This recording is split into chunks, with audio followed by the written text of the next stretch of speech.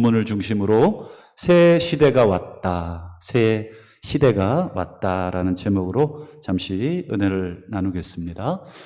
지난주에 이어서 오늘은 이제 세리 마태를 이 제자로 부르시는 내용을 중심으로 잠시 은혜를 나누도록 하겠는데요. 먼저 9절을 보시죠. 여러분, 이제 9절과 10절에서 예수님의 이 두 가지 행동을 여러분들이 보셔야 되겠는데, 9절, 예수께서 그곳을 떠나 지나가시다가 마태라 하는 사람이 세관에 앉아 있는 것을 보시고, 직업이 세리입니다. 세관에 앉아 있는 것을 보시고 이르시되 나를 따르라 하시니 일어나 따르니라. 예수님의 이제 첫 번째 행동이죠.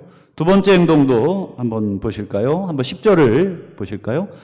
자, 이제 예수께서 마태와 함께 마태의 집으로 가셔서 앉아 음식을 잡수십니다. 근데 함께 하는 무리를 보시죠. 많은 세리와 죄인들이 와서 예수와 제자들과 함께 앉았다. 여기서는 음식을 먹기 위해서 함께 앉은 것입니다. 식탁의 교제. 여러분, 예수님의 이 두 가지의 행적이 어떠십니까? 여러분, 예수님의 행적은 당시에 사회적으로도 용인될 수 없고 종교적으로도 용인될 수 없는 행동입니다. 첫 번째, 마태를 제자로 부르신 게 문제가 아니라 세리를 제자로 부르신 것은 사회적으로 용납할 수 없는, 마치 친일파를 대통령으로 세우고 장관으로 세우는 것과 같은 반사회적인 모든 국민의 정서를 흔드는 행동이 되죠. 더 나아가서 여러분, 세리뿐 아니라 죄인들과 함께 식탁의 교제를 하는 것은 이건 종교적인 문제가 됩니다. 죄인들이기 때문에 부정한 사람들입니다. 부정한 사람들과 함께 식탁의 교제를 나누는 것은 율법이 금하고 있습니다. 부정과 함께 하지 못하도록 율법이 규정하고 있습니다. 그러나 여러분, 예수님의 행동은 지금 사회적으로나 그리고 율법적으로나 전부 다 금기 행동을 깨고 있습니다. 여러분, 예수님의 이런 파격 행보라고 불러야 되겠죠. 어떻게 보십니까? 저희들은 유대인들이 아니기 때문에 큰 문제를 못 느끼지만 유대인들은 이 행동을 보고 당연히 어떻게 반응했겠습니까? 우리 11절을 보시면 그들의 반응이 나오죠. 바리새인들이 제일 먼저 발끈하고 일어납니다. 어디서나 이 바리새인 무리들이 주동이 되죠. 제자들에게 이렇게 직접은 얘기 안 하고 제자들을 찔러서 간접적으로 얘기가 들어가게 하죠. 보시죠. 어찌하여 너희 선생은 세리와 죄인들과 함께 잡수시느냐? 어찌하여 왜 잡수시느냐? 이건 단순한 개인적인 불평이 아닙니다. 왜 우리들은 안 껴줘? 이런 개인적인 불평이 아니라 이 안에는 무슨 뜻이 담겨져 있습니까? 어찌하여 세리, 죄인, 즉 율법에서 함께하지 말라고 규정한 부류와 사람들과 함께하느냐? 이 말은 겉으로 보면 굉장히 종교적으로 여러분 타당한 요청이에요. 여러분, 누군가가 말씀을 어기면 너 어찌하여 율법을 어겼냐? 우리가 이렇게 요청할 수 있지요. 도둑질합니다. 너 어찌하여 10계명 중에 여러분 도둑질하지 말라가 8번째 계명입니다. 8계명을 어겼냐? 어찌하여? 이렇게 요청하듯이 여러분, 오늘 바리새인들도 지금 예수님의 행동을 보고 어찌하여 율법을 어기고 있느냐? 그저 밥 같이 먹는 거 그거 아니다. 그것 때문에 우리가 이런 말 하는 게 아니다. 표면적으로 그들은 예수님이 반율법적이다. 여러분, 그러자 이제 예수님이 미안하다. 그랬냐? 내가 시정할게. 이렇게 얘기하시면 좋은데 예수님의 답변이 더 걸작이죠. 우리 13절을 보시죠. 이게 해석하기 어려운 부분이기도 하지만 우리가 오늘 핵심입니다. 13절 같이 보실까요? 한번 한 목소리로 같이 읽어봅니다. 시작. 너희는 가서 내가 긍휼을 원하고 제사를 원하지 않는다 하신 뜻이 무엇인지 배워라. 여러분, 이게 호세아 6장 6절을 인용하신 거예요. 긍휼을 원하고 제사를 원치 않는다. 그러니까 지금 예수님이 하신 이 답변은, 야, 얘네들 불쌍하지 않냐? 그 밥 한 번 먹은 것 같고 좀 내가 긍휼을 베푼 거 가지고 뭘 그렇게 야단이야? 지금 그 정도 차원의 이야기가 아니죠. 여러분, 제사가 뭐죠? 제사를 원하지 않는다라고 하신 이 호세아 6장 6절에 여러분, 제사가 뭡니까? 당연히 죄 용서를 받으려면 모든 사람이 통과해야 되는 율법 규정이에요. 이 규정을 통과하지 않고는 뭐가 해결되지 않냐면 죄가 해결되지 않아요. 근데 이 규정을 누가 여러분 만드셨냐면 하나님. 근데 지금 호세아 6장 6절은 지금 호세아를 통해서 하나님이 하신 말씀이에요. 하나님이 당신이 제정해 놓으신 제사를 지금 어떻게 하고 있냐면 원하지 않는다. 그러면 여러분, 이게 무슨 뜻일까요? 당신이 제정해 놓고 내가 그거 원하지 않는다. 이게 도대체 무슨 뜻입니까? 그러면 앞으로 여러분, 우리가 제사 안 드려도 되는 건가요? 얼쑤구나 뭐 재물 낭비 안 되고 시간 낭비 안 되고 여러분 돈 낭비 안 되고 여러분 얼마나 제사 한번 드리면 번거로운지 여러분 한번 직접 레위기 본문을 읽어보시고 그 모든 과정에 걸리는 비용, 시간 대비 따지면 이것처럼 이 효율을 강조하는 이 시대에 비효율적인 게 없어요. 요즘 인터넷으로 예배 드리니까 많이들 좋아하시더라고요. 왜요? 일단은 일어나서 씻고 갖춰 입고 나오고 여기까지 얼마나 많은 여러분 노력과 시간과 에너지를 들여요. 근데 인터넷은 어때요? 침대에 앉아서 딱 켜가지고 누가 보기를 해요? 하나님이 보시지만 하나님이 이해해 주시죠? 뭐 이러고 그냥 또 본단 말이죠. 그러니까 여러분 참 요 호세아 6장 6절 제사를 원하지 않는다. 참 얼마나 좋습니까? 여러분 이게 무슨 뜻일까요? 나는 제사를 원하지 않고 긍휼을 원한다. 여러분 이게 이제 중요한 오늘 답변이 되는데 여러분 제사는 구약을 대표하는 표현입니다.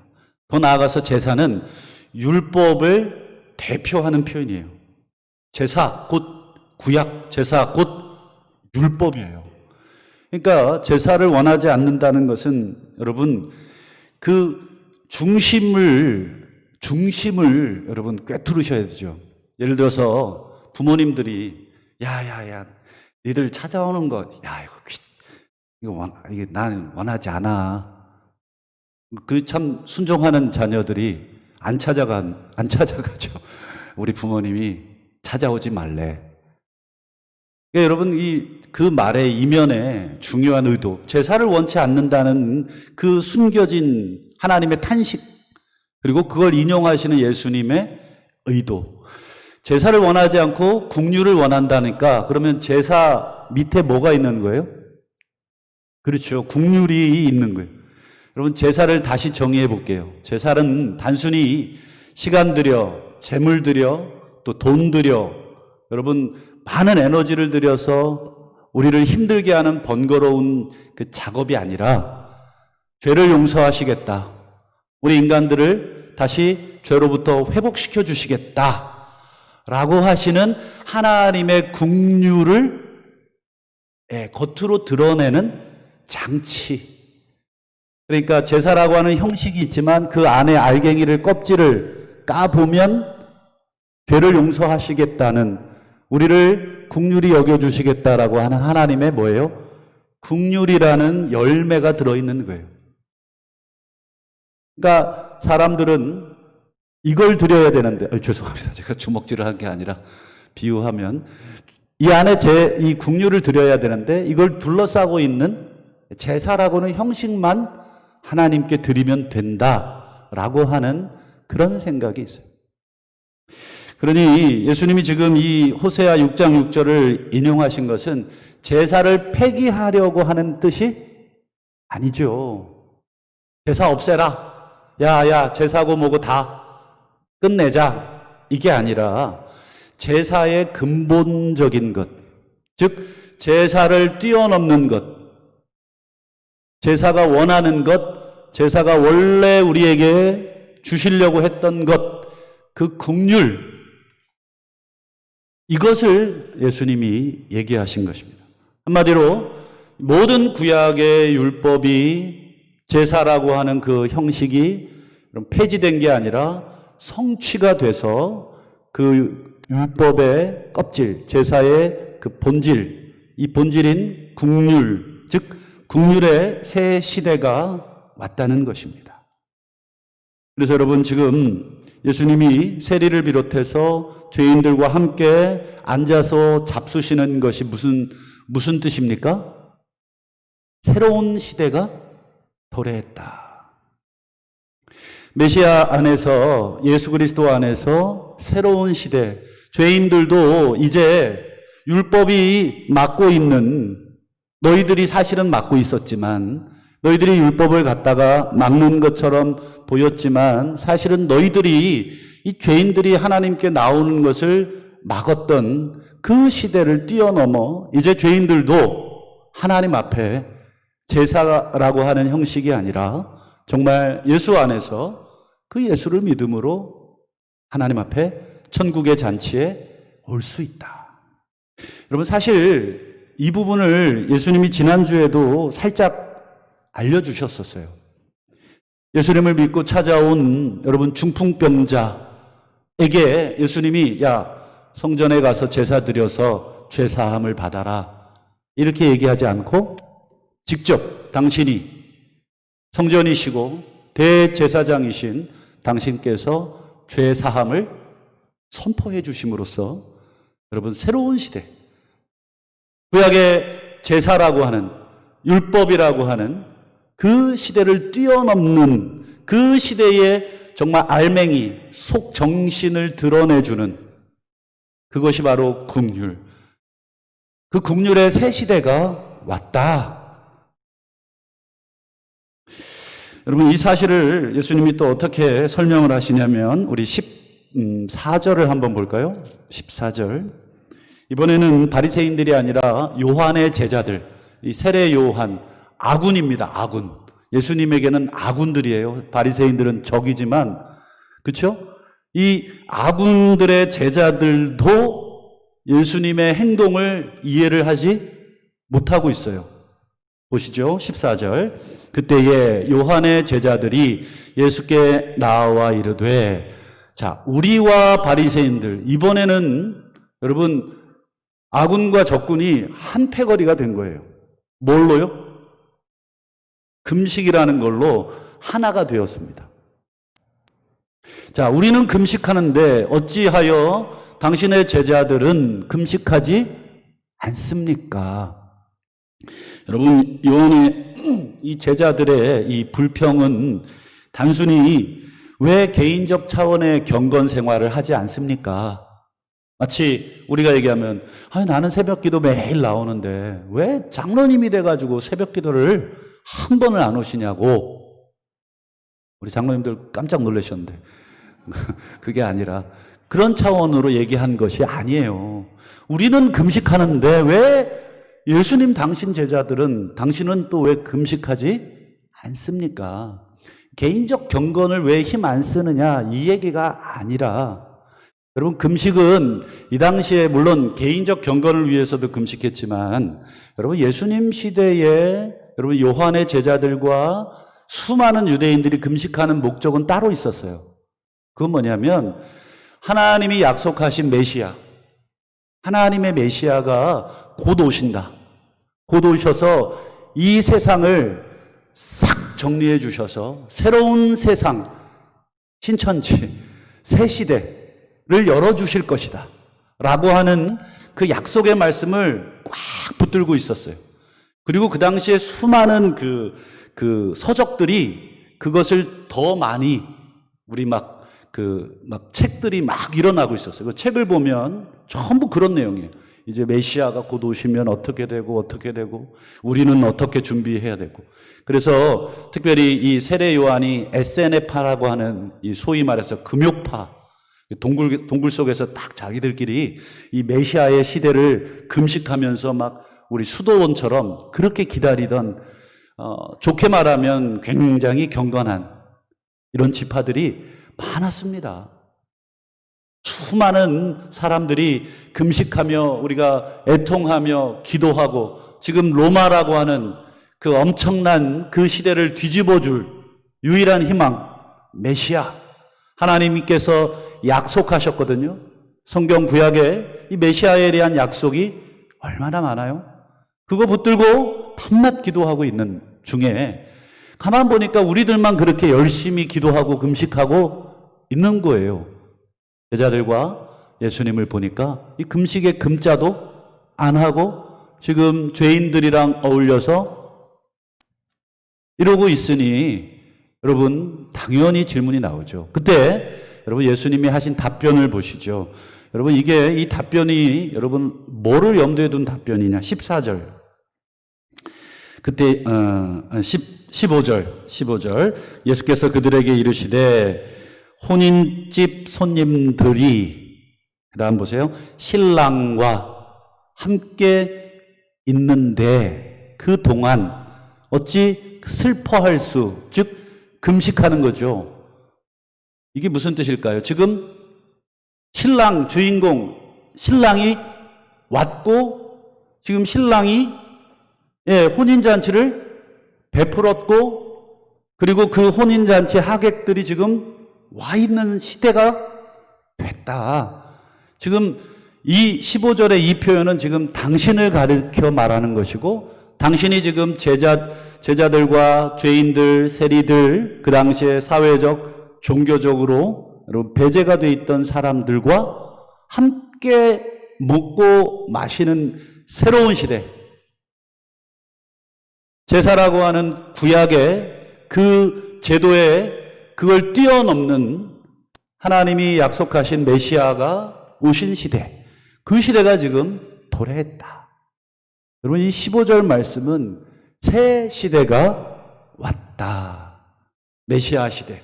너희가 그토록 금식하며 기다리던 메시아의 시대. 근데 이게 참 안타까운 게 이게 왔는데 모르는 거예요. 강원도 영월에 가면 고시동굴이라고 있어요. 가보셨나요? 일제시대에 전쟁이 일본 왜군들이 침범해서 이 고시라는 사람이 도망을 간 건데 이 동굴을 발견해서 거기에 은신처로 삼고 숨어 있었어요. 근데 우리가 다 이겼어요. 그런데도 이 고시동굴에 있는 그 일가족들은 나오지를 못해요. 왜요? 새 시대가, 해방의 시대가 도래했음을 듣지를 못한 거예요. 사람들이 찾아갔어요. 이복의 고시 나오라고. 해방이 됐다고. 믿지를 못하는 거예요. 한번 가보십시오. 강원도에 가면 고시동굴이라고. 여러분 지금 예수 그리스도가 오셔서 하시는 모든 행동들 그리고 모든 가르침들은 지금 한마디로 새로운 시대가 도래했다. 마치 여러분 군사시대가 우리 근현대사에 있었잖아요. 여러분 지금은 군사시대입니까? 무슨 시대입니까? 군사시대는 지나갔죠. 군인들이 정권을 잡고 다스리던 시대는 지나갔어요. 그런데 여전히 우리가 군사시대의 옷을 입고 있고 군사시대에 맞는 그런 행동들을 하고 있다면 여러분 새 시대, 새로운 정부가 들어섰는데 거기에 발맞추어서 나가지를 못하는 것과 같습니다. 예수님이 오셔서 여러분 새로운 행보들을 하고 계시는데 바리새인들은 계속 구약에 사로잡혀서 예수님을 어떻게 하고 있어요? 그 율법으로 예수님을 오히려 옹호하고 있는 거죠. 예수님은 율법을 성취하러 오셨는데, 이게 바로 여러분 오늘 주신 말씀의 핵심입니다. 여러분, 예수님이 세례 받으시는 그날 어떤 현상이 있었습니까? 한번 기억을 해보시죠. 예수님이 요단강 세례를 받으시는 순간 하늘이 열렸다. 그렇죠? 여러분, 이게 구약 어디에 나오는 예언인 줄 아십니까? 이사야 64장 1절에 나오는 예언입니다. 64장 1절에 이렇게 이사야가 기도하는데, 주는 하늘을 가르시고 강림하시옵소서. 여러분, 예수 그리스도가 이 땅에 오셔서 하늘이 열렸다는 것은 뭐예요? 바로 새로운 시대가, 이걸 뭐 천지 개벽이라고도 해야 되겠죠. 여러분, 천지가 개벽했는데, 여러분 여전히 우리는 쇄국 정책으로 여러분 새로운 시대를 받아들이지 못하는 여러분 바리새인들과 같지는 않은가? 예수님이 새 시대를 여셨다 하는 것은 여러분 이 구약의 율법을 다 폐기했다라는 뜻이 아니라 온전히 성취하신 것이죠. 그래서 여러분 다시 13절 말씀을 보시면, 여러분 이제 새로운 시대가 시작됐다는 것을 염두에 두고 이 마태복음 9장 13절을 다시 한번 읽어보시죠. 너희는 가서 내가 긍휼을 원하고 제사를 원하지 않는다 하신 그 말씀이 어떤 의미인지를 깨달으라. 호세아 시대를 통해서 말씀하셨지만, 하나님은 예수 그리스도를 통해서 이미 제사를 뛰어넘는 이 긍휼이, 온 천지를 뒤엎는 십자가의 이 긍휼이 여러분 온 세상을 가득하게 할 것이다. 여러분, 우리가 구약의 율법에 따라 만약에 산다면 우리는 구원받을 사람이 아무도 일단은 없어요. 민족적으로 우리는 불가능합니다. 그리고 우리가 죄 용서를 받을 가능성은 없습니다. 제사를 드리기나 합니까? 그러나 오늘 예수 그리스도가 이 땅에 오셔서 여러분 긍휼을 원하시고 제사를 원치 않는다. 혼인집 손님들이 신랑과 함께 있는 이 시대에 여러분 우리는 긍휼을 사실은 입은 것이죠. 다시 한번 우리가 여러분 마태복음 23장을 보시면 예수님이 정확하게 한 번 더 이야기하십니다. 화 있을진저 외식하는 서기관과 바리새인들이여, 너희가 박하, 회향, 근채, 이거는 양념이에요. 양념. 바리새인들이 얼마나 철저하게 율법을 지켰는지를 보여주죠. 이 양념의 11조까지 드렸습니다. 대단합니다. 그런데 이 11조는 드리되 율법에 더 중한 바, 이 중하다라고 하는 게 이게 바로 카베드, 공경하다입니다. 율법에 더 무거운 것, 핵심, 그것이 무엇이냐? 정의, 긍휼, 그 다음 뭐예요? 믿음. 율법의 모든 제도가 우리에게 가르치고자 하는 궁극적인 내용이 뭐라고요? 정의, 긍휼, 그리고 하나님에 대한 믿음. 우리가 율법을 따라서 제대로 살면, 율법이 규정한 것을 우리가 지키기 시작하면 여러분 우리의 내면이 어떻게 된다는 거예요? 정의로워지고 긍휼로 가득하고 믿음으로 가득해지는 것입니다. 정말 과일을 사놓고 여러분 과일을 껍질을 벗기고 그 속에 과즙과 알맹이를 먹어야 되는데 가장 미련한 사람은 어떤 사람입니까? 과일을 사놓고 계속 껍질만 닦고 있거나 씹고 있는 것이 가장 미련하죠. 이 과일은 왜 이렇게 힘들고 왜 이렇게 먹기가 힘들고 마시기가 어렵냐? 여러분 제사라고 하는 제도, 구약의 율법이 가르치는 많은 것들이 얼마나 수고롭습니까? 구약의 많은 사람들이 이게 얼마나 수고로운고 이렇게까지 탄식했었습니다. 그런데 실제로는 그 안에 믿음, 긍휼, 정의라고 하는 그것이 정말 구약의 모든 율법들이 우리에게 가르치고자 했던 본질적인 것이다. 여러분, 예수님이 이 땅에 오심으로 새 시대가 시작이 된 줄을 믿습니다. 여러분, 우리는 지금 새 시대를 살고 있어요. 오늘 목양실에서 이렇게 말씀을 준비하면서 창문을 활짝 열어놓고 하늘을 쳐다봤어요. 이사야 64장 1절 말씀을 묵상하면서 주여 하늘을 가르시고 강림하셨습니까? 제가 그렇게 물었어요. 어디를 둘러봐도 하나님 하늘을 가르시고 강림한 것 같지 않습니까? 그렇습니까? 여러분, 우리의 마음이 그대로 투영이 돼서 하나님을 보게 됩니다. 여러분, 하나님을 향한 믿음, 하나님을 향한 긍휼, 그리고 정의가 가득한 분은 그렇게 하나님을 보는 것이고, 그렇지 않은 사람들은 여전히 땅을 땅으로만 보고 세상을 세상으로만 보게 됩니다.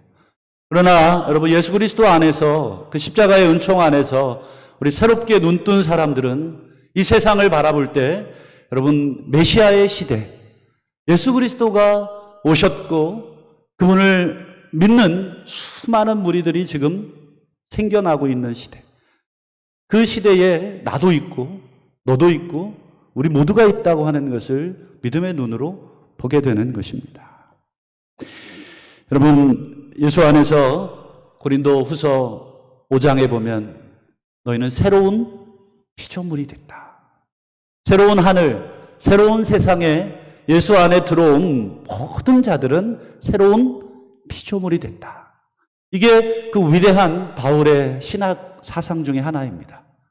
인간을 새롭게 규정하고 있어요. 우리 창세기 말씀을 통해서 요즘 인간이 얼마나 죽을 죄를 짓고 있는지를 봤죠. 그러나 예수 안에서 지금 하나님은 새롭게 창조하고 있고, 이 창조가 여러분 완성이 되는 그날 주님이 다시 새 하늘과 새 땅으로 인류 역사를 이제 새롭게, 완전히 새롭게 시작을 하시겠죠. 율법의 껍데기가 아니라 우리에게 핵심을 붙들고 살아라. 여러분, 율법의 핵심은 긍휼입니다.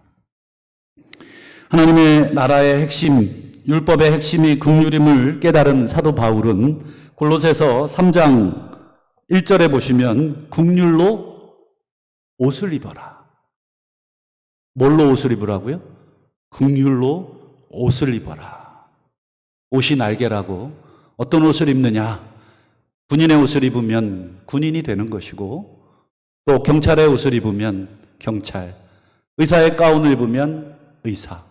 여러분, 그 옷은 그 사람의 정체성입니다. 여러분, 예수 그리스도로 옷 입으라 라는 명령과 더불어 사도 바울은 긍휼의 옷을 입어라. 그럼 긍휼의 옷을 입는 것은 여러분 어떤 것인가? 골로새서 3장 13절을 화면으로 보여드리죠.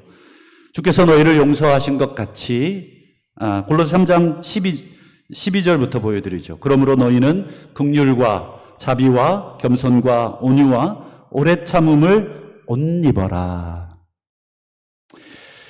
이 긍휼의 옷을 입는 것을 사도 바울은 조금 더 자세히 설명합니다. 골로새서 3장 13절에 주께서 너희를 용서하신 것 같이, 즉 용서라는 말은 십자가의 용서, 십자가의 긍휼, 오늘 죄인들과 함께 천국의 잔치에 초대한 것과 같은 긍휼, 그것과 같이 너희도 누가 누구에게 불만이 있거든 서로 용납하여 피차 용서하라. 그러니 여러분, 우리가 예수 그리스도의 긍휼의 옷을 입었는지 벗었는지를 발견할 수 있는 유일한 방법은 결국 우리의 삶 속에 여러분 누가 누구에게 불만이 있거든 피차 용납하고 용서하고 있는지를, 그 옷을 입고 있는지를 보면 됩니다. 그래서 아무리 내가 입으로 예수 그리스도의 옷을 입었노라, 긍휼의 옷을 입었노라 이렇게 이야기한다고 입은 것이 아니다. 오직 우리가 긍휼의 옷을 입었는가 벗었는가 하는 것은 우리의 삶 속에 누구에 대한 불만을 우리가 어떻게 처리하고 있는가? 서로에 대한 자그마한 오해, 또 서로에 대한 불만이 왜 없겠습니까? 같이 여러분 살고 있는 집사람도 식구들도 여러분 서로 오해할 때가 참 많고, 그래서 일주일째 이야기하지 않고 있는 집도 있다고 하더라고요. 그리고 각방을 쓰는 부부도 많다고 하는데 저희 교인 중에는 없다고 하더라고요. 여러분, 불만이 있으면 얼굴이 또 마음이 불편하지요. 그 사람의 눈을 쳐다보기가 어렵겠지요. 그러나 여러분, 정말 그리스도가 우리의 눈을 쳐다봐 주시고 그리스도께서 억만 가지 죄악을 지은 우리들을 품으시고 얼마나 꼴보기 싫으셨겠습니까만 그래도 우리를 부르시고 오늘 마태를 보시고 제자로 부르신 것처럼 여러분, 왜 우리가 서로에게 아쉬운 점이 없겠습니까? 그러나 여러분, 그것을 우리가 어떻게 처리하고 있는가? 서로 용납하려고 하고, 가급적이면 용서하려고 하고, 가급적이면 이해하려고 하는가? 바울은 마태복음 5장 7절에 여러분 산상설교 기억나시죠? 긍휼히 여기는 자는 복이 있나니 저희가 긍휼히 여김을 받을 것이요. 여러분, 이걸 저는 이렇게 번역을 해야 된다고 봅니다. 마태복음 5장 7절에 서로에게라는 단어를 앞에 넣어야 합니다. 서로에게 불만이 있지만 서로에게 원망이 있고 서로에게 아쉬움이 있고, 그렇지만 긍휼히 여기는 것, 용납하고 이해하려고 하고 그와 눈을 마주치려고 하고 그 사람과 식사를 같이 하려고 하고 그 사람에게 안부를 묻고, 저 사람이 나를 싫어하고 나에게 불만이 있다는 걸 알지만 내가 너 아니면 뭐 사람이 없냐? 내가 너 아니면 같이 밥 먹을 사람이 없는 줄로 아냐? 메롱. 그렇게 해서 여러분 얼마든지 상대하지 않을 수 있죠. 우리 그 정도의 인맥은 충분하죠. 그러나 여러분, 오늘 산상설교의 말씀과 또 골로새서의 말씀, 그리고 내가 제사가 아니라 긍휼을 원한다. 옛 시대의 삶이 아니라 새 시대의 삶을 원한다. 너희가 내 안에 있다면, 새로운 피조물이라고 한다면 너희는 서로에게 긍휼히 여겨라. 그리고 그들이 마지막 때에 하나님으로부터 긍휼히 여김을 받을 것이다. 이 말씀을 기초로 여러분, 우리가 하나님 앞에 마지막에 섰을 때 하나님이 이 땅에서 서로에 대해 우리가 어떤 삶을, 어떤 옷을 입고 대했느냐를 기초로 우리가 평가를 받을 것입니다. 부디 우리 공동체가 또 우리 자신이 여러분 율법의 껍데기 붙들고 사시지 말고 율법의 근본적 정신, 정의와 긍휼, 그리고 믿음의 옷을 입으시는 그리스도 안에서 새 피조물들이 되시기를 주의 이름으로 축원합니다. 하나님 아버지, 새 시대 새로운 사람 예수 안에서 십자가의 긍휼로 우리를 덧입혀 주심을 감사합니다.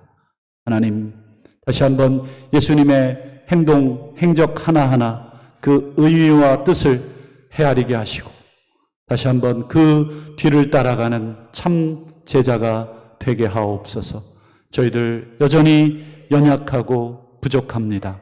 하지만 성령께서 저희들 도우시고 다시 한번 새로운 시대에 걸맞는 옷을 입고 살게 하여 주실 줄 믿사옵고 예수님의 이름으로 기도하옵나이다. 아멘. 시간 찬송가 438장 찬송하겠습니다.